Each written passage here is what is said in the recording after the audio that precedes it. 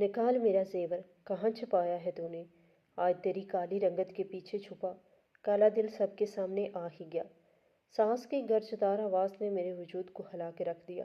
امی خدا کے لیے یقین کریں، میں نے کچھ نہیں چرایا، میں تو مسلے پہ بیٹھی تھی۔ میں نے روتے ہوئے ساس کے پاؤں چھونے کی کوشش کی تو نات نے میرا ہاتھ چٹک دیا۔ جھوٹی مکار عورت، ابھی پولیس آتی ہے تو تیری ساری پرسی نکل جائے گی، نند نے زہریلے لہجے میں کہا۔ اسی وقت ایک مضبوط ہاتھ نے میرے کندھا تھاما اور وہ میرا اندھا شور رافع تھا۔ اس نے دھیرے سے اپنی آنکھوں سے کالا چشمہ اتارا اور اس کی آنکھیں ایسی چمکی جیسے کوئی گہرا راز ہونے والا ہو۔ اس نے میری طرف دیکھ کر ایک عجیب سی مسکراہٹ دی اور بولا، بس اب اس گھر میں تماشا نہیں، انصاف ہوگا۔ میرا نام نرین ہے۔ میں ایک ایسے غریب گھرانے میں جنم لیا جہاں بیٹی کا پیدا ہونا ہی ایک بوجھ سمجھا جاتا تھا، اور اگر بیٹی شکل و صورت میں بھی اہم سی ہو تو وہ بوجھ ہمالیہ سے بھی بھاری ہو جاتا ہے۔ قدرت نے مجھے میرے باقی بہن بھائیوں سے مختلف بنایا۔ وہ سب گورے چٹے اور نئے نقش والے تھے، جبکہ میں سانولی اور دیکھنے میں بالکل سادہ۔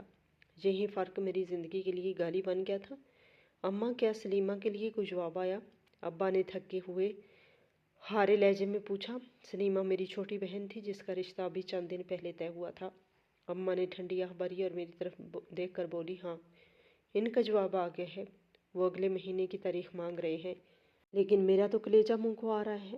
بڑی ابھی دہلیز پہ بیٹھی ہے اور چھوٹی کے ہاتھ پیلا ہونے جا رہے ہیں۔ میں برآمدے میں بیٹھی روٹی بیل رہی تھی، لیکن اماں کی باتیں میرے دل پر ہتھوڑوں کی طرح لگ رہی تھی۔ میرے چھوٹے بہن بھائیوں کے رشتے ہو رہے تھے، ان کی شادیاں طے ہو رہی تھی، لیکن میرے لیے کوئی دروازہ نہیں کھلتا تھا۔ محلے کی عورتیں جب بھی گھر آتی ہمدردی کے نام پر اماں کے زخموں پر نمک چھڑکتی تھی۔ ہرے سگرا، کب تک اسے گھر بٹھائے رکھو گی؟ ہماری زندگی کا کیا بھروسہ، کہیں بھی دیکھ کر اس کی شادی کر دو۔ اب تو لوگ باتیں بناتے ہیں کہ شاید لڑکی میں ہی کوئی عیب ہے۔ محلے کی ایک ماسی نے اماں کو مشورہ دیا۔ اماں ان کی باتیں سن کر تلملا جاتی اور ابا سے جھگڑتی۔ آپ خاموشی سے باہر نکل جاتے۔ مجھے یہاں لوگوں کے طعنے سننے پڑتے ہیں، بدصورت بیٹی ہے تمہاری، اس کا رشتہ کہاں سے آئے گا؟ کسی سے تو کہو، کہیں تو بات چلاؤ۔ ابا بیچاری خاموشی سے اٹھ کر باہر چلے جاتے۔ ان کے پاس کوئی جواب نہیں تھا۔ اگلے ہی دن ہمارے محلے کے رشتے کرانے والی ماسی، جنہیں سب خالہ کہتے تھے، ہمارے گھر آئی۔ ان کے چہرے پر ایک عجیب سی چمک تھی۔ سہرا، ایک بہت بڑا رشتہ لائی ہوں، امیر کبیر فیملی ہے، بنگلہ ہے، گاڑیاں ہیں، نوکر چاکر ہیں۔ میں تو کہتی ہوں اپنی بیٹی کی قسمت سنوار دو، عیش کرے گی تمہاری نرین۔ خالہ نے چائے کی چسکی لیتے ہوئے کہا۔ اماں کی آنکھیں چمک اٹھیں۔ سچ خالہ؟ کیا وہ میری نرین کو دیکھ چکے ہیں؟ خالہ نے تھوڑا ہچکچا کر کہا، دیکھو سگرا، سچی بات تو یہ ہے کہ جیسے نرین کی شکل صورت ہے، اسے کہیں سے بھی کچھ زیادہ نہیں ملنے والا۔ اب وہ لڑکا ذرا اندھا ہے، لیکن لڑکا بہت خوبصورت ہے، بس آنکھوں سے معذور ہے۔ وہاں نورین کو کوئی کام نہیں کرنا پڑے گا، بس لڑکے کی خاطر تواضع کرے گی اور بیٹھ کر راج کرے گی۔ اماں کے چہرے پر سوچ کے سائے لہرانے لگے۔ جب ابا گھر آئے تو اماں نے ان سے مشورہ کیا، کیا میں اپنی بیٹی معذور کے پلے باندھ دوں؟ ابا تڑپ اٹھے، بشرطے یہ کہ میری بیٹی خوبصورت نہیں ہے، لیکن میں اسے ایک اندھے کے ساتھ کیسے بیاہ دوں؟ یہ پوری زندگی کا معاملہ ہے۔ اماں نے غصے سے ابا کی طرف دیکھا، تو کیا ساری عمر اسے اسی دہلیز پر بٹھائے رکھو گے؟ کون آئے گا اسے لینے؟ کم از کم وہاں اسے روٹی کپڑے کی تو تنگی نہیں ہوگی، بڑی گھر کی مالکن بنے گی۔ بحث اور تکرار کے بعد آخر کار ابا کو ہار ماننی پڑی۔ میری رضامندی کسی نے نہیں پوچھی، شاید میرے جیسے لوگوں کی اپنی کوئی پسند یا ناپسند نہیں ہوتی۔ میرا رشتہ وہاں طے کر دیا گیا۔ جس دن میرے سسرال والے مجھے دیکھنے آئے، وہ دن میری زندگی کا سب سے مشغل ترین دن تھا۔ وہ واقعی بہت امیر اور ماڈرن تھے۔ میری ساس اور نندیں ریشمی لباسوں میں ملبوس تھی، جبکہ میں اپنی سادہ سے جوڑے میں سمٹی بیٹھی تھی۔ جیسے ہی انہوں نے مجھے دیکھا، ساس کی نظروں میں ایک حقارت آ گئی۔ نندیں ایک دوسرے کے کانوں میں باتیں کر کے ہنسی اور پھر مجھے اوپر سے نیچے تک ایسے دیکھا جیسے میں کوئی انسان نہیں، کوئی عجوبہ ہوں۔ امی، یہ تو حد سے زیادہ ہی کالی ہے، ایک نند نے دبی آواز میں کہا، لیکن میں نے سن لیا۔ اس وقت مجھے پہلی بار احساس ہوا کہ جتنا اندھیرا میرے ہونے والے شوہر کی آنکھوں میں ہے، اس سے کہیں زیادہ سیاہی میری آنے والی زندگی میں ہونے والی ہے۔ میں نے سر جھکا لیا اور دل ہی دل میں اپنے رب سے فریاد کی کہ یا اللہ، اس بدصورتی کا صلہ مجھے سکون کی صورت میں دے دینا۔ شادی کی تاریخ طے ہو گئی۔ میں ایک ایسے گھر میں جانے والی تھی جہاں سب کچھ چمکدار تھا، سوائے میری قسمت کے۔ شادی کے ہنگامے اور ڈھول دھمکے میرے کانوں میں شور کی طرح چبھ رہے تھے۔ ہر طرف روشنیاں تھی، کہکے تھے۔ میرے ہاتھ تھر تھراتے ہاتھوں میں میرا ہاتھ رافع کے ہاتھ میں دیتے ہوئے رو کر کہا، بیٹا میری بیٹی شکل کی بھلی نہیں پر دل کی بہت صاف ہے، اسے بوجھ نہ سمجھنا، یہ بہت صبر والی بچی ہے۔ رافع نے خاموشی سے سر جھکا دیا۔ اس کے سیاہ عینک کے پیچھے کیا چھپا تھا کوئی نہیں جانتا تھا۔ وہ خاموش تھا، اتنا خاموش کہ مجھے اس کی سانسوں کی آواز بھی سنائی نہیں دے رہی تھی۔ جب میں پہلی بار اپنے سسرال کے عالیشان بنگلے میں داخل ہوئی تو میری آنکھیں کھلی کی کھلی رہ گئی۔ ہر طرف قیمتی فانوس، چمکتے فرش اور جدید فرنیچر تھا۔ میں نے ایسا گھر صرف خوابوں میں دیکھا تھا۔ میری نندیں جو ریشمی کپڑوں میں ملبوس تھی اور جن کے بال کھلے ہوئے تھے، مجھے دیکھ کر تنزیہ مسکرا رہی تھی۔ ان کی نظروں میں میرے لیے کوئی خیر مقدمی پیغام نہیں تھا، بلکہ ایک گہری حقارت تھی۔ آئیے بھابھی، آپ کا نیا محل حاضر ہے، چھوٹی نند نے کہکا لگاتے ہوئے کہا۔ ویسے آپ کے لیے جہاں سیٹل ہونا تھوڑا مشکل ہوگا، جہاں کی ہر چیز بہت قیمتی اور خوبصورت ہے۔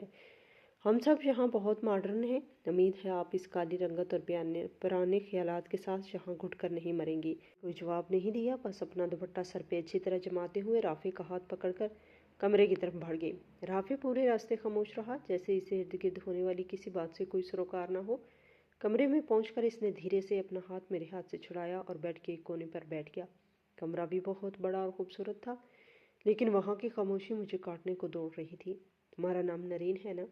اس نے دبی آواز میں پوچھا۔ اس کا لہجہ خشک تھا۔ جی، میں نے مختصر جواب دیا۔ دیکھو نرین، میں تمہیں دیکھ نہیں سکتا، اس لیے میرے لیے تمہاری شکل و صورت کوئی معنی نہیں رکھتی۔ مجھے فرق نہیں پڑتا تم کالی ہو یا گوری، بس میرے کام وقت پہ ہونے چاہیے۔ میں خاموش پسند انسان ہوں، مجھے زیادہ شور یا جذباتی باتیں پسند نہیں۔ اس کا لہجہ سپاٹ تھا، جیسے وہ کوئی محبت کا رشتہ نہیں بلکہ کوئی کاروباری معاہدہ کر رہا ہو۔ رات کے آخری پہر جب رافع سو گیا، مجھے پیاس لگی۔ مجھے ساس اور نندوں کی آوازیں سنائی دی، وہ لانچ میں بیٹھی کافی پی رہی تھی۔ امی، آپ نے سچ میں اس جاہل کو اس گھر کی بہو بنا دیا؟ مہرین کی آواز میں زہر تھا۔ کتنی بدنما لگتی ہے وہ رافع بھائی کے ساتھ۔ بیٹی شکل و صورت کو گولی مارو، ساس نے مکارانہ لہجے میں کہا۔ ہاں تو ایسی ہی لڑکی چاہیے تھی جو زبان نہ چلائے اور رافع کی خدمت کرتی رہے۔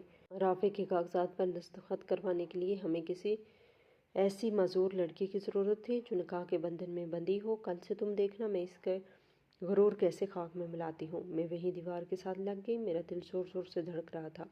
میں پانی پیے بغیر کمرے میں واپس آ گئی۔ میری آنکھوں سے آنسو جاری تھے، لیکن میں نے خود کو سنبھالا۔ یا اللہ، یہ کیسے لوگ ہیں؟ اگلی صبح جب میری آنکھ کھلی تو ابھی فجر کا وقت تھا۔ میں نے ہمیشہ کی طرح وضو کیا، نماز پڑھی اور مسلے پر بیٹھ کر اللہ سے اپنی نئی زندگی کی خیر مانگی۔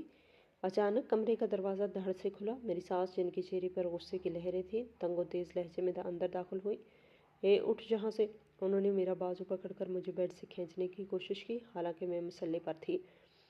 جی امی، خیریت؟ میں ابھی نماز سے فارغ ہوئی ہوں۔ میں گھبرا کر کھڑی ہوئی۔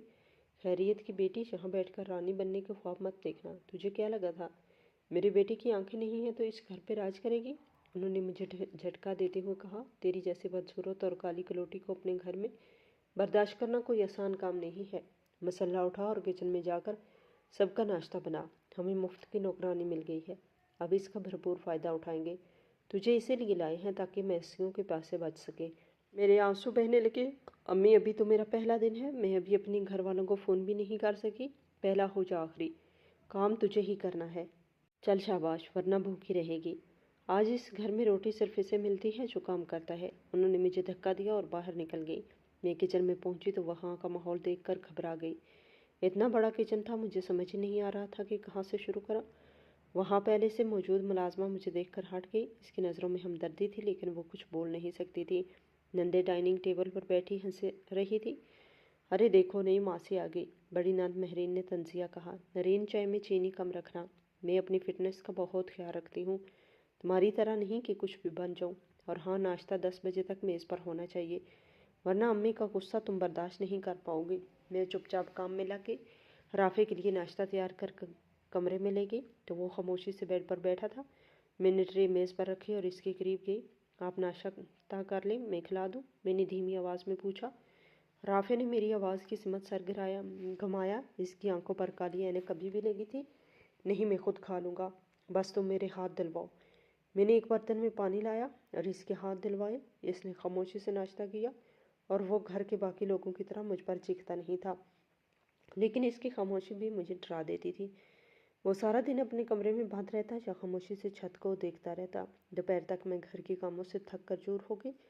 ساس نے ایک لمحے کے لیے بھی مجھے چین سے نہیں بیٹھنے دیا تھا۔ کبھی صوفے صاف کروا رہی تھی تو کبھی کچن کی گہری صفائی۔ نندے صوفے پر بیٹھ کر موبائل استعمال کرتی اور مجھے حکم دیتی، نرین یہ دوپٹہ سر سے ہٹاؤ، کیا ہر وقت ماسکیوں کی طرح لپیٹ رکھا ہے؟ ہمارے گھر میں یہ سب نہیں چلتا۔ مہرین نے گزرتے ہوئے کہا، باجی میں نمازی کی پابند ہوں، مجھے ایسے ہی پردے میں رہنا پسند ہے۔ میں نے عاجزی سے کہا، بڑی آئی پراسا شکل دیکھی ہے اپنی، پردہ تو وہ کریں جنہیں نظر لگنے کا ڈر ہو۔ تیری یہ رنگت دیکھ کر تو لوگ راستہ بدلیں گے۔ یہ دیکھو کسی غریب محلے میں دکھانا جہاں ہم ماڈرن لوگ رہتے ہیں۔ مہرین نے زور سے کہلکایا۔ ان کے طعنے اور زیادتیاں لمحہ بلمحہ بڑھتی جا رہی تھی، لیکن میں نے صبر کا دامن نہیں چھوڑا۔ دن گزرنے کے ساتھ ساتھ میرے سسرال والوں کا رویہ مزید تلخ ہوتا چلا گیا۔ میرے لیے دن کا آغاز فجر کی نماز سے ہوتا اور رات کا اختتام کمر کی ہڈی ٹوٹنے والی تھکن پر۔ رافع زیادہ تر اپنے کمرے میں ہی رہتا تھا۔ کبھی کبھی میں اسے سہارا دے کر بالکونی تک لے جاتی، لیکن ساس وہاں بھی پہنچ جاتی۔ کدھر لے کے جا رہی ہے اسے؟ اندر بٹھا اسے، کہیں باہر والے تجھے دیکھ کر ڈر نہ جائے۔ ساس کے ایک دن صحن میں جھاڑو لگاتے ہوئے مجھے ٹوکا۔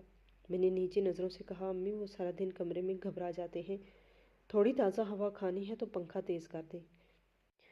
باہر نکال کر لوگوں کو بتانا ہے کہ اس امیر گھر کی بہو اتنی کالی کلوٹی ہے۔ انہوں نے منہ بنا گیا کہا اور مہرین کی طرف مڑی، مہرین دیکھ تیری بھابھی کے لہجے کیسے زبان چلانے لگی ہے۔ مہرین نے موبائل سے نظریں ہٹا کر مجھے دیکھا۔ امی اس کا قصور نہیں ہے، اسے لگتا ہے یہ رافع کی خدمت کر کے اس گھر کی مالکن بن جائے گی۔ اسے پتہ نہیں کہ رافع تو خود ہمارے رحم و کرم پر ہے۔ میں خاموشی سے رافع کو لے کر واپس کمرے میں آ گئی۔ وہ پورا راستے خاموش رہا، لیکن جیسے ہی ہم کمرے میں پہنچے اس نے میرا ہاتھ تھوڑی مضبوطی سے تھاما۔ نرین کیا وہ تمہیں بہت باتیں سناتی ہے؟ اس نے دبی آواز میں پوچھا۔ میں نے اپنے آنسو پونچھے، نہیں وہ بس ذرا غصے میں ہوتی ہیں۔ آپ کھانا کھائیں گے؟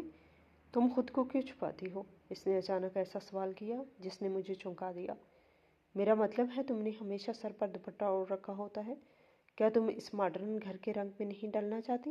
رافع صاحب میں اللہ کی بندی ہوں، مجھے اپنے رب کے قریب رہنا پسند ہے۔ دنیا کی چمک دھمک میرے کام کی نہیں، میرا رب مجھے دیکھتا ہے اور یہی میرے لیے کافی ہے۔ میں نے عاجزی سے جواب دیا۔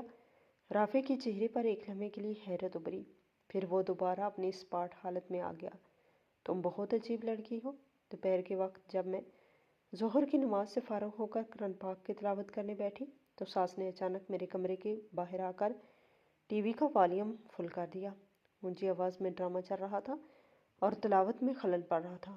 میں نے صبر کیا اور اپنی آواز تھوڑی بلند کی تاکہ دھیان نہ بھٹکے، لیکن ساس نے فوراً دروازہ کھول دیا۔ یہ کیا تماشا لگا رکھا ہے؟ وہ چلائیں۔ سارا دن مسئلے پہ بیٹھی رہتی ہو، گھر کے کام کون کرے گا؟ اور یہ کیا ہر وقت روتی دھوتی آواز میں پڑھنا شروع کر دیتی ہو؟ بند کرو اسے۔ امی میں اللہ کا کلام پڑھ رہی ہوں، بس تھوڑی دیر۔ میری بات ابھی ادھوری تھی کہ انہوں نے میرا قرآن پاک پکڑ کر زبردستی بند کر دیا۔ کام پہ لگو، رات کے مہمانوں کے لیے کھانا تیار کرنا ہے، مہرین کی سہیلیاں آ رہی ہیں، خبردار جو تم ان کے سامنے آئی کچن میں ہی رہنا۔ انہوں نے حکم صادر کیا اور باہر نکل گئی۔ میرا دل خون کے آنسو رو رہا تھا۔ میں تو اللہ کے قریب ہونا چاہتی تھی، لیکن یہاں تو قدم قدم پر آزمائش تھی۔ میں کچن میں پہنچی تو مہرین وہاں کھڑی اپنے ناخن پالش کر رہی تھی۔ سارا دن میں نے مشین کی طرح کام کیا، صفائی ستھرائی اور پھر درجنوں قسم کے کھانے۔ رافع ایک دو بار کچن کے پاس سے گزرا، اس کے ہاتھ میں وہ کالی لاٹھی تھی جس کے سہارے وہ چلتا تھا۔ اس نے رک کر کچھ کہنا چاہا، لیکن ساس کی موجودگی دیکھ کر وہ دوبارہ اپنے کمرے کی طرف بڑھ گیا۔ شام ہوئی تو گھر کہکوں سے گونج اٹھا۔ مہرین کی سہیلیاں آ چکی تھیں، میں کچن میں چائے تیار کر رہی تھی۔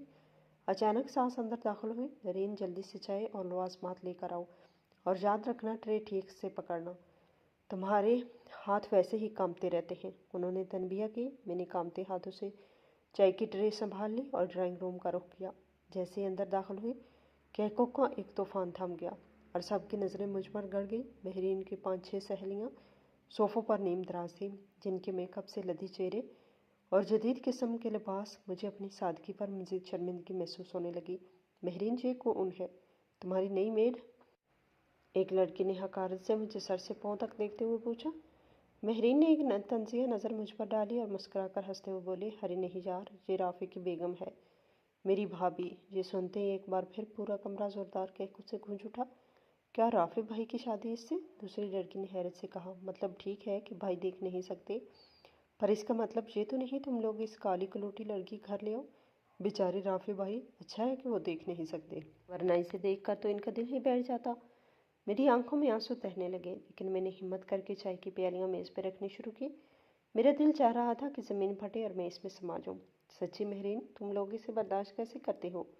ایک اور سہیلی نے ناک چڑھا کر اس کے ہاتھ سے چائے پیتے ہوئے بھی مجھے گھن آ رہی ہے۔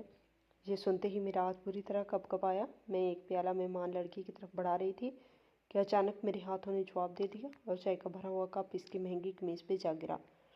میرا سوٹ! وہ لڑکی چلا کر کھڑی ہو گئی۔ تم پاگل ہو کیا؟ کالی بدصورت نوکرانی دیکھ کر کام نہیں کر سکتے؟ مہرین نے لپک کر مجھے ایک زوردار تھپڑ دے مارا۔ بدبخت، جیسے تیری رنگت کالی ہے تیرے کام بھی کالے ہیں، بالکل عقل نہیں ہے تمہیں کسی کام کی۔ شکل و صورت تو اللہ نے بہتر دی نہیں، کم از کم کام ہی ڈھنگ سے سیکھ لیتی۔ میں حیرت سے دیکھتی رہ گئی۔ میرا گال تپ رہا تھا اور آنسوؤں نے بند توڑ دیے تھے۔ باجی، وہ غلطی سے چھوٹ گیا، منحوس اب زبان بھی چلائے گی؟ مہرین نے غصے سے میرا دوپٹہ کھینچا اور اس لڑکی کی قمیض صاف کرنے لگی۔ دیکھو سالیہ، آئی ایم سو سوری، اس جاہل کو تو تمیز ہی نہیں کسی چیز کی۔ وہ مہمان خاتون بھی مجھے برا بھلا کہہ رہی تھی۔ میں وہاں سے بھاگتے ہوئے اپنے کمرے میں آ گئی اور دروازہ بند کر کے پھوٹ پھوٹ رونے لگی۔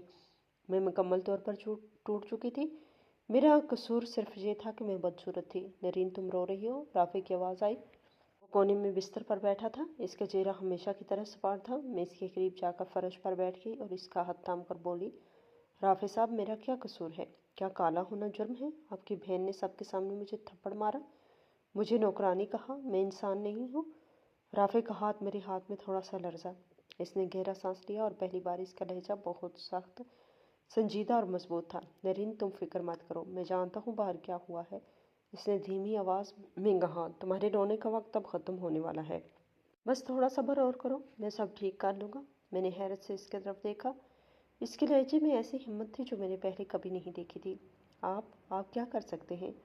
وہ لوگ تو آپ کی بات بھی نہیں سنتے۔ وقت آنے دو، تمہیں پتہ چل جائے گا کہ میں کیا کر سکتا ہوں اور کیا نہیں۔ بس مجھ پر بھروسہ رکھو۔ اس نے میرا ہاتھ تھپتھپاتے ہوئے کہا۔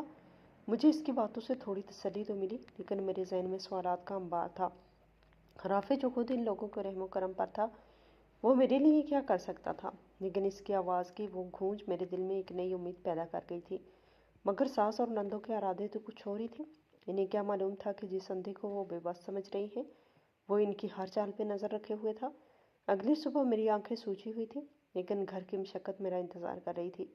میں نے جلدی سے فجر کی نماز ادا کی اور مسلے پہ بیٹھ کر کافی دیر روتی رہی۔ جب میں کچن میں پہنچی تو ساس پہلے سے وہاں موجود تھی اور کسی سے فون پر بات کر رہی تھی۔ ہاں وکیل صاحب، بس آپ کاغذات تیار رکھیں۔ رافع تو اب کسی کام کا نہیں رہا، اس کے دستخط کروانا کون سا مشکل کام ہے؟ بس ایک بار رافع ہمارے نام ہو جائے، پھر اس کالی کلوٹی کو بھی دھکے دے کر نکال دوں گی۔ ساس کے لہجے میں ایسی مکاری تھی کہ میرے ہاتھ پاؤں سے زمین نکل گئی۔ میں نے برتن گرنے کی آواز سے خود کو سنبھالا تو ساس نے چونک کر پیچھے دیکھا۔ ان کے چہرے پر ایک لمحے کے لیے گھبراہٹ آئی، پھر وہ فوراً غصے میں بدل گئی۔ ہے کب سے جہاں کھڑی ہے تو؟ اور مجھ پہ جھپٹی۔ میں ابھی آئی ہوں امی ناشتہ بنانے، میں نے ہکلاتے ہوئے جواب دیا۔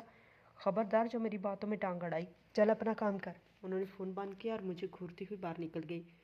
میں سوچ میں پڑ گئی کہ رافع کی جائیداد کیا یہ سب لوگ صرف پیسوں کے لیے اس کے ساتھ ہیں؟ میں ناشتہ لے کر رافع کے پاس گئی تو وہ کھڑکی کے پاس خاموش کھڑا تھا، جیسے واقف کی آہٹوں کو محسوس کر رہا ہوں۔ آپ کے لیے ناشتہ لائی ہوں، میں نے ٹرے میز پر رکھتے ہوئے کہا۔ رافع نے مڑ کر میری طرف دیکھا یا دیکھنے کا تاثر دیا۔ نرین، آج تمہاری آواز میں لرزش کیوں ہے؟ کیا امی نے پھر کچھ کہا؟ میں نے ہمت کر کے پوچھا۔ رافع صاحب، کیا یہ گھر اور یہ سب جائیداد آپ کے نام ہے؟ رافع کے چہرے پر ایک پراسرار مسکراہٹ آئی۔ تم یہ کیوں پوچھ رہی ہو؟ کیا تمہیں بھی دولت سے لگاؤ ہو گیا ہے؟ خدا نہ کرے، میں تڑپ اٹھی۔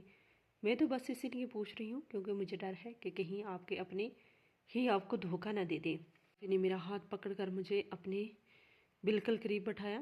نرین، اس گھر میں ہر شخص ایک مورا ہے، کوئی محبت کا ناٹک کرتا ہے تو کوئی نفرت کا۔ تم بس وہی کرو جو تم ہو، باقی سب مجھ پہ چھوڑ دو۔ اسی دوران علینا یعنی میری نند کمرے میں داخل ہوئی اور ہمیں ساتھ بیٹھا دیکھ کر منہ مسورا۔ بھائی، امی بلا رہی ہیں، وکیل صاحب آئے ہیں، کچھ کاغذات پر آپ کے انگوٹھے لگوانے ہیں۔ رافع نے خاموشی سے سر ہلایا और अपनी लाठी उठाई। मैं इसे सहारा देकर बाहर ले जाने लगी तो अलीना ने मुझे पीछे धकेल दिया। तुम्हारी ज़रूरत नहीं है, मैं ले जाऊंगी अपने भाई को। तुम जाकर वॉशिंग एरिया में ढेर सारे कपड़े पड़े हैं, वो धो। मैं बेबसी से राफे को जाते हुए देखती रही। मेरा दिल मसलसल डूब रहा था। मैं कपड़े धोने लगी लेकिन मेरा जहन वहीं अटका हुआ था। थोड़ी देर बाद जब मैं सहन में कपड़े फैला रही थी तो मैंने देखा सास और दोनों नंदे सोफे पर बैठकर बहुत खुश हो रही थी। मैंने तस्बीह पढ़नी शुरू कर दी ताकि मेरा दिल काबू में रहे। शाम को जब मैं राफे के पास खाना लेकर आई तो वो बहुत पुरसुकून था। आपने कागजात पर अंगूठा लगा दिया? मैंने फिक्रमंदी से पूछा। लगा दिया, इसने मुख्तसर जवाब दिया। लेकिन क्यों? आप जानते हैं वो आपको बेदखल करना चाहते हैं। मेरा गला रंध गया। राफे ने अपना हाथ मेरे चेहरे के करीब लाया जैसे वो मेरे आंसू महसूस करना चाहता हो। नरीन, जो देखता है वो हमेशा सच नहीं होता। तुम परेशान ना हो, अल्लाह सब देख रहा है। इसकी बातें मेरी समझ से बाहर थी लेकिन इसके लहजे का यकीन मुझे ढारस बंधा रहा था। मगर मुझे क्या मालूम था कि सास सब मुझ पर ऐसा इल्ज़ाम लगाने वाली थी जो मेरी रूह तक को जख्मी कर देने वाला था। चंद दिन मेरे लिए किसी डरावने ख्वाब से कम नहीं थे। घर में एक अजीब सी खामोशी छाई हुई थी, जैसे किसी बड़े तूफान का आने का पेशखेमा हो। सास और नंदे मुझसे बरह रास्त बात करने के बजाय आपस में सरगोशियाँ करती और मुझे देखकर तंजिया मुस्कुराती। एक सुबह मैं सास के कमरे की सफाई कर रही थी कि वो अचानक अंदर दाखिल हुई और अलमारी से खुले दराज देखकर चीखने लगी, मेरे सोने का सेट कहाँ है? महरीन, अलीना, जल्दी आओ, देखो मेरा वो कीमती हार गायब है जो मैंने कल निकाल के रखा था। आवाज़ पूरे घर में गूंज उठी। मैंने डर के मारे हाथ जोड़े। अम्मी, मैंने तो अलमारी को हाथ में नहीं लगाया, मैं तो बस बाहर से मिट्टी झाड़ रही थी। महरीन और अलीना भागती हुई आई और फौरन मुझ पर टूट पड़ी। हमें पता था इस काली चोर की नीयत पहले दिन ही खराब थी। अम्मी, मैंने इसे कल रात भी आपके कमरे के पास मंडलाते देखा था। अलीना ने झूठ का पलंदा फांदते हुए मेरी तरफ उंगली उठाई। नहीं बाजी, खुदा के लिए ऐसा मत करें, मैं गरीब ज़रूर हूँ पर चोर नहीं। मैं रोते हुए पुकारा, चुप कर मकार औरत, तेरी शराफत का अलबाब अब उतर गया है। वो हार लाखों का था, जल्दी बता कहाँ छुपाया है। मेरा बाजू इतनी ज़ोर से मरोड़ा कि मेरी चीख निकल गई। इस वक्त राफी अपनी लाठी की दस्तक देता हुआ वहाँ पहुँचा। क्या हो रहा है, यहाँ इतना शोर क्यों है?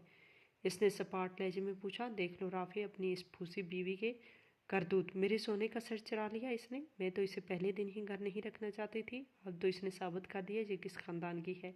राफी ने अब एक लम्हे के लिए अपनी अंधी आंखों का रुख मेरी तरफ किया, फिर बहुत सुकून से बोला, अम्मी क्या आपको यकीन है वो सेट कमरे में ही था? नरीन, ऐसा नहीं कर सकती, तुम तो बोलो ही मत, तुम तो इसके प्यार में अंधे हो चुके हो।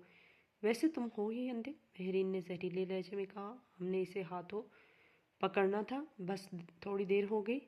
राफी की ठंडी आह भरी और मेरे कमरे की तरफ बढ़ी। मैं और राफी भी इनके पीछे पीछे गए। उन्होंने पूरा कमरा बिखेर दिया, मेरा सामान ज़मीन पर फेंक दिया, यहाँ तक कि मेरा जायनमाज भी पाँव तले रौंद दिया, लेकिन हार कहीं नहीं मिला। अभी कहाँ छुपा दिया इसने, पर मैं छोड़ूंगी नहीं, पुलिस को बुलवाऊंगी। मेरी सास गुस्से से पैर पटकती बाहर निकल गई। रात को जब मैं कमरे में नढाल बैठी थी, राफी मेरे पास आया। इसने मेरा हाथ थामा। इसके लम्हों में ऐसी अजीब सी गर्मजोशी थी। नरीम, तुमने वो हार नहीं लिया ना? इसने सरगोशी में पूछा। अल्लाह गवाह है राफे साहब, मैंने कुछ नहीं किया, मैं तो आपके लिए यहाँ आई थी, मुझे दौलत से क्या लेना देना।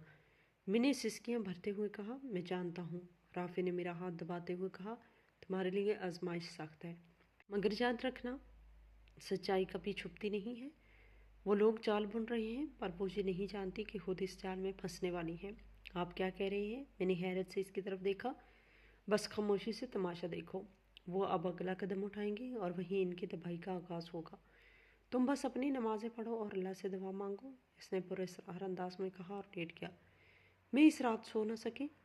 राफी का लहजा इतना बदला हुआ क्यों था? वो एक बेबस अंधे शोर की तरह बात नहीं कर रहा था, बल्कि इसकी आवाज़ में एक फातह का एतमाद थे। उधर सास और नंदे दूसरे कमरे में बैठकर किसी बड़ी साजिश को हतमी शक्ल दे रही थी। मुझे ऐसा मालूम हो रहा था कि कल का सूरज मेरी ज़िंदगी में कोई बहुत बड़ा नुकसान तूफान लेकर आया तलू होगा। अगली सुबह जब मैं बेदार हुई तो दिल में एक अजीब सी घबराहट थी। सास और नंदों के तेवर बता रहे थे कि अब वो किसी आखिरी हमले की तैयारी में है। मैं बरामदे में नाश्ता बना रही थी कि महरीन अंदर आई और जहरीले लहजे में बोली, आज अपनी इस काली शक्ल को ज़रा ठीक से धो लेना, क्योंकि थोड़ी ही देर में पुलिस यहाँ होगी। अम्मी ने फैसला कर लिया है कि वो हार बरामद करवा के रहेंगी। मेरे हाथ से तो तवा छूटते छूटते बचा। बाजी, अल्लाह से डरे, आप जानती हैं मैंने कुछ नहीं किया। اللہ سے ہم نہیں تم ڈرو چورنی جس نے اس گھر کے سکون کو غارت کر دیا ہے۔ وہ کہکا لگاتی ہوئی باہر نکل گئی۔ میں حیران ہوئی، رافع کے کمرے میں گئی۔ وہ خاموشی سے مسئلے کے پاس بیٹھا تھا، شاید میری تلاوت کی آواز کا انتظار کر رہا تھا۔ میں اس کے قدموں میں بیٹھ گئی اور پھوٹ پھوٹ کر رونے لگی۔ رافع صاحب، وہ لوگ پولیس کو بلا رہے ہیں، وہ مجھے تھانے بھیج دیں گے، میرا کیا بنے گا؟ کیا آپ بھی خاموش رہیں گے؟ رافع نے اپنا ہاتھ میرے سر پر رکھا۔ اس کے الفاظ میں آج ایک الگ ہی یقین تھا۔ نرین، میں نے تم سے کہا تھا نا، تم بس خاموشی سے تماشا دیکھو۔ کیا تمہیں مجھ پہ بھروسہ نہیں؟ بھروسہ تو ہے، پر آپ تو خود۔ میں نے اپنی بات ادھوری چھوڑ دی کیونکہ میں نہیں جتانا چاہتی تھی کہ وہ معذور ہیں۔ اچانک رافع نے میرا ہاتھ پکڑ کر مجھے بالکل اپنے قریب کیا اور بہت دھیمی آواز میں بولا، نرین، ایک سچ ہے جو آج میں تمہیں بتانا چاہتا ہوں۔ آج اس سسپینس کو ختم ہونا چاہیے جو تمہارے اور میرے درمیان ہے۔ میں نے حیرت سے آنسو پونجے، اس کے چہرے کی طرف دیکھا۔ کیسا سچ؟ یہ عورت جسے تم میری ماں سمجھتی ہو، یہ میری سکی ماں نہیں ہے، یہ میری سوتیلی ماں ہے۔ رافع کے لہجے میں تلخی آ گئی۔ میں حیران رہ گئی، کیا سوتیلی ماں؟ اور مہرین اور علینا، وہ اس کے پہلے شوہر کی بیٹیاں ہیں۔ میرا ان سے خون کا کوئی رشتہ نہیں۔ میرے باپ کی وفات کے بعد اس عورت نے صرف جائیداد کے لیے میرے ساتھ رہنے کا ناٹک کیا۔ وہ اور اس کی بیٹیاں برسوں سے مجھے ختم کرنے کی درپے ہیں۔ رافع کی آواز میں اب ایک ایسی مضبوطی تھی، لیکن آپ نے مجھے پہلے کیوں نہیں بتایا؟ میں نے ہکلاتے ہوئے پوچھا، کیونکہ مجھے ایک مخلص انسان کی تلاش تھی جو رافع کے لیے نہیں بلکہ میری ذات کے لیے میرا ساتھ دے، اور میں نے وہ تم میں دیکھ لیا۔ نرین، یہ لوگ سمجھتے ہیں کہ میں بے بس بندہ ہوں جو ان کے اشاروں پہ ناچے گا، لیکن یہ نہیں جانتی کہ شکاری خود جال میں آ چکا ہے۔ میں ابھی اس انکشاف کے صدمے سے باہر نہیں نکلی تھی کہ باہر گاڑی کی ہارن اور پولیس کی سائرن کی آواز سنائی دی۔ ساس کا بلند آواز گونجی، انسپکٹر صاحب، آج اندر آ جائیے، اسی کمرے میں ہے وہ کالی چورنی۔ میرا دل زور زور سے دھڑکنے لگا۔ ساس، مہرین اور علینا دو پولیس والوں کے ساتھ کمرے میں داخل ہوئی۔ ساس کے ہاتھ میں وہی چھوٹا سا بیگ تھا جس میں اپنا قرآن پاک اور جان نماز رکھتی تھی۔ یہ لیجئے صاحب، تلاشی لیجئے اس بیگ کی، مجھے پکا یقین ہے ہار اس میں ہے۔ ساس نے بیگ پولیس والے کی طرف اچھالا۔ پولیس والے نے جیسے ہی بیگ کھولا، اس میں سے وہی سونے کا ہار برآمد ہوا جو ساس کا تھا۔ میں حیرت سے دنگ رہ گئی، یہ ہار یہاں کیسے آیا؟ میں نے تو بیگ کو ہاتھ بھی نہیں لگایا۔ دیکھ لیا آپ نے؟ علینا چلائی۔ اب لے جائیے اسے اور ڈال دیں حوالات میں۔ میں نے تڑپ کر رافع کی طرف دیکھا، لیکن رافع بالکل ساکت بیٹھا تھا۔ اس کی کالی عینک کے پیچھے کیا جذبات تھے کوئی نہیں جان سکتا تھا۔ ساس کی آنکھوں میں ایک فاتحانہ چمک تھی، جیسے وہ رافع کی پہلی سیڑھی چڑھ چکی ہوں۔ چلو بیوی، اب تھانے چلو۔ پولیس والے نے ہاتھ میری طرف بڑھایا ہی تھا کہ رافع کی آواز ایک دھماکے کی طرح گونجی، خبردار اگر کسی نے میری بیوی کو ہاتھ بھی لگایا۔ ساس نے طنزیہ کہکا لگایا، اے اندھے، اپنی اوقات میں رہ، یہ گھر میرے نام ہو چکا ہے اور یہ کالی چورنی اب جل جائے گی۔ انسپکٹر صاحب، آپ اپنا کام کریں، اس کی باتوں میں نہ آئیں، یہ تو خود بیچارہ معذور ہے، اسے کیا پتہ اس کی بیوی کیا گل کھلا رہی ہے۔ مہرین بھی آگے بڑھی، اس کے چہرے پر زہریلی مسکراہٹ تھی۔ بھائی، آپ کی ہمدردی اپنی جگہ پر، چوری تو ثابت ہو چکی ہے، ہار اس کے بیگ سے نکلا، اب آپ اسے کیسے بچائیں گے؟ رافع نے اپنی جگہ سے اٹھ کر ایک قدم آگے بڑھا۔ اس کی چال میں وہ لڑکھڑاہٹ نہیں تھی جو میں روز دیکھتی تھی، وہ بالکل سیدھا کھڑا تھا۔ اس کا رخ ساس کی طرف تھا۔ امی، آپ کو بہت جلدی تھی نا رافع اپنے نام جائیداد کروانے کی؟ رافع کا لہجہ اتنا ٹھنڈا تھا کہ ساس کے چہرے کا رنگ اڑ گیا۔ آپ نے سوچا کہ ایک اندھا بیٹا آپ کے لیے محض ایک رکاوٹ ہے جسے آپ جب چاہیں راستے سے ہٹا دیں گے؟ کیا بکواس کر رہا ہے؟ ساس تھوڑا ہچکچائی۔ انسپکٹر صاحب، دیکھیں، یہ دماغی طور پر بھی ٹھیک نہیں۔ انسپکٹر نے رافع کی طرف دیکھا۔ مسٹر رافع، قانون ثبوت سے چلتا ہے، ہار آپ کی اہلیہ کے قبضے میں ہے۔ ثبوت؟ رافع نے تلخی سے کہا، ثبوت تو وہ ہار خود ہے جو آپ کے ہاتھ میں۔ انسپکٹر صاحب، ذرا اس ہار کے پیچھے غور سے دیکھیے، وہاں میری اصل ماں کے نام کے حرف کندہ ہے۔ یہ وہ زیور ہیں جو میری ماں نے میرے لیے چھوڑا تھا، اور یہ زیور ان کے پاس کیسے آیا؟ یہ تو سالوں سے بینک کے لاکر میں ہونا چاہیے تھا، جس کی چابی صرف میرے پاس تھی۔ ساس کے ماتھے پہ پسینہ آ گیا۔ وہ میں نے نکال لیا تھا تاکہ محفوظ رہے۔ جھوٹ؟ رافع نے دھاڑ کر کہا، آپ نے جائیداد کے کاغذات پر میرے انگوٹھے لگوانے کے لیے وکیل کے ساتھ مل کر جو ڈرامہ کیا، میں اس کے ایک ایک لفظ سے واقف ہوں۔ آپ کو کیا لگا تھا کہ میں اندھا ہوں تو جاہل بھی ہوں؟ میں حیرت سے رافع کو دیکھ رہی تھی۔ وہ باتیں کر رہا تھا جیسے وہ سب کچھ دیکھ رہا ہو۔ مہرین اور علینا ایک دوسرے کا ہاتھ پکڑ کر پیچھے ہٹ گئی۔ رافع صاحب، آپ؟ میں نے ڈر کے مارے اسے پکارا۔ نرین، تم مسئلے پہ بیٹھ کر تلاوت کرتی تھی نا؟ رافع نے میری طرف رخ کیا۔ تمہاری وہ تلاوت اور تمہارا صبر ہی تھا جس نے مجھے آج یہ قدم اٹھانے کی ہمت دی ہے۔ تم نے اس گھر میں جو ظلم سہے، ان کا ایک ایک پل میری روح پر قرض ہے۔ सास ने गुस्से में आकर पुलिस वाले से कहा, आप खड़े क्या देख रहे हैं, इसे गिरफ्तार करें। पुलिस वाला आगे बढ़ा तो राफे ने हाथ के इशारे से इसे रोक दिया। इंस्पेक्टर साहब, अभी थोड़ी देर में मेरे असल वकील आ रहे हैं और इनके पास वो वीडियो रिकॉर्डिंग भी है जो इस कमरे में छुपे खुफिया कैमरे में रिकॉर्ड की गई है। वो वीडियो जिसमें ये मोहतरमा खुद नरीन के बैग में हार रख रही हैं। ये सुनते ही सास के कदमों के जैसे जमीन निकल गई। महरीन और अलीना के चेहरे सर्द पड़ गए। खुफिया कैमरा? तुमने? सास की जुबान लड़खड़ा गई। हाँ मैंने, क्योंकि मैं जानता था आप लोग मेरी जायदाद की किस हद तक जा सकते हैं। राफे ने अपने हाथ से अपने काले चश्मे की तरफ बढ़ाया। आप लोग जिस एक्सीडेंट को मेरा अंजाम समझ रहे थे वो दरअसल मेरी आंखें खोलने का सबब बना था। पूरे कमरे में सन्नाटा छा गया। मैं सांस रोके राफे को देख रही थी। पुलिस वाले भी साकत खड़े थे। राफे ने धीरे से अपना काला चश्मा उतारा। इसकी आंखें रोशन थी और पुरजोर थी और इनमें एक अजीब सी चमक थी। वो अंधा नहीं था। सास की चीख निकल गई। तुम देख सकते हो, राफे ने सास की तरफ इशारा करते हुए कहा। इंस्पेक्टर साहब, ये औरत जिसे आप मेरी माँ समझ रहे हैं, ये मेरे बाप की दूसरी बीवी है और ये लड़कियाँ इसके पहले शोहर की औलाद हैं। मेरे साथ इनका दूर दूर तक खून का कोई तलक नहीं। सास ने चलाकर कहना चाहा, राफे ये तुम क्या कह रहे हो? मैंने तुम्हें पाला है। पाला नहीं, जोंक बनकर मेरा खून चूसा है आपने। राफे ने तलखी से जवाब दिया। आप क्या समझते थे मैं अंधा हूँ? जिस दिन मेरी कार का एक्सीडेंट हुआ था मुझे इसी दिन अस्पताल में आप लोगों की असलियत मालूम हो गई थी। मैंने खुद अपने कानों से आपको महरीन से ये कहते हुए सुना था, अच्छा हुआ ये अंधा हो गया, अब जायदाद पर कब्जा करना आसान होगा, वरना हमें तो इसे मारना पड़ता। ये इंकशाफ सुनकर मेरा सर चकराने लगा। राफे ने मेरी तरफ देखा। इसकी आंखों में मेरे लिए दर्द और शर्मिंदगी थी। जब मुझे मालूम हुआ कि आप लोग मेरी जायदाद पर कब्जा करना चाहती हैं और मुझे मारना चाहती हैं, इसीलिए मैंने अंधे होने का ड्रामा किया था। मैंने डॉक्टर को भारी रकम दी थी ताकि वो आप लोगों से यही कहे कि मैं हमेशा के लिए अपनी बेनाई खो चुका हूँ। मैं देखना चाहता था कि आप लोग किस हद तक जा सकती हैं। अलीना ने हकलाते हुए कहा, भाई हम तो बस। खामोश। राफे ने इसे रोका। मैं अंधा हुआ तो माँ को ये लगा अब तो वो अंधा हो चुका है। वैसे भी इसकी सारी जायदाद इन्हीं की है, लेकिन वो नहीं जानती कि वो अल्लाह बहुत बेनियाज है। मैंने इन महीनों में देखा कि आप लोगों ने इस मासूम लड़की पर क्या क्या जुल्म किए। सिर्फ इसलिए कि ये बदसूरत है, सिर्फ इसलिए कि ये काली है। आप लोगों ने इसे नौकरानी बनाया, इसे थप्पड़ मारे, इस पर चोरी का इल्ज़ाम लगाया। राफे ने मेरा हाथ मजबूती से थाम लिया। इसके लम्हों से मुझे हौसला मिल रहा था। इंस्पेक्टर साहब, ये रहे वो कागजात जिन पर उन्होंने धोखे से मेरे अंगूठे लगवाए थे, और ये रही वो वीडियो जिस पर ये खुद चोरी का ड्रामा कर रही हैं। अब फैसला आपका है। सास पुलिस के पैरों में गिर गई। नहीं राफे, हमें माफ़ कर दो, हम कहाँ जाएंगे? राफे ने हकारत से अपना हाथ छुड़ाया। जहाँ जाना है जाओ, लेकिन इस घर में आपका एक मिनट भी ठहरना अब जायज़ नहीं। निकल जाए यहाँ से, इससे पहले कि मैं आप सबको हवालात पहुँचा दूँ। महरीन और अलीना जो अब तक गुरूर में रहती थी, अब भीगी बिल्ली बनी खड़ी थी।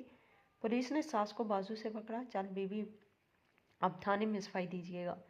इंस्पेक्टर ने सख्ती से कहा। मैंने देखा वो औरतें जिन्हें मैं अपना ख़ानदान समझकर इनकी खिदमत करती रही, अजनबियों की तरह पुलिस के साथ बाहर जा रही थी। जब वो बाहर निकल गई तो राफे ने मुड़कर मेरी तरफ देखा। मैंने देखा कि इसकी आंखों में आंसू थे। इसने मेरा हाथ पकड़ते हुए मुझे दिलासा दिया और बोला, नरीन, ये घर, ये जायदाद, ये सब कुछ तुम्हारा है। मुझे तुम्हारी सूरत से कोई लगाव नहीं। जितना ख्याल तुमने मेरा रखा जब मैं इन लोगों की नज़रों में एक अंधा था जिसे कोई पूछता नहीं था।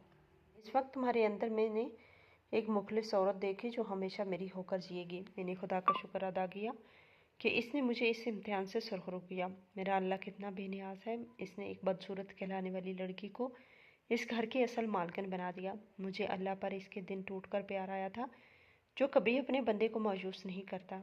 पुलिस इन तीनों को घसीटते हुए बाहर लेकर जा रही थी तो घर के बड़े हाल में एक अजीब सी खामोशी छा गई। वो दीवारें जो कल तक तानों और कहकों से गूंजती थी, आज मेरी सिसकियों और राफे साहब की पुरस्किन सांसों की गवाह थी। मैं अब भी फर्श पर बैठी थी। मेरा जहन मफलूज हो चुका था। जिस शख्स को मैंने सहारा दिया, जिसकी खातर मैंने जिलते से ही, वो आज मेरे सामने एक चट्टान बनकर खड़ा था। राफे ने झुक कर मेरा हाथ थामा और मुझे उठाया। इसकी आंखों में वो शफकत थी जो मैंने आज से पहले कभी नहीं देखी थी। नरीन, अब रोना बंद करो। इस घर में कोई तुम्हें काली कहेगा ना बदसूरत। अब तुम इस घर की मालकिन हो, इसने नरमी से कहा। मैंने हिचकियाँ लेते हुए इसकी तरफ देखा। आपने इतना बड़ा सच मुझसे क्यों छुपाया? आप जानते थे कि मैं रोज़ कितना तड़पती थी। राफे ने गहरा सांस लिया और मुझे सोफे पर बैठाते हुए खुद मेरे सामने कुर्सी पर बैठ गया। मैं मजबूर था नरीन। जिस दिन मेरा एक्सीडेंट हुआ میں نے اپنی ان آنکھوں سے ان کی بے حسی دیکھی تھی۔ ڈاکٹر نے جب کہا کہ شاید یہ کبھی دیکھ نہ سکے تو میری ستیلی ماں کے چہرے پر غم نہیں بلکہ خوشی کی لہر تھی۔ اس وقت جائیداد کی تقسیم کے منصوبے بنانے لگی۔ مجھے ایک ایسی عورت کی ضرورت تھی جو میرے برے وقت میں میرا ساتھ دے، نہ کہ میری جائیداد کی لالچی ہو۔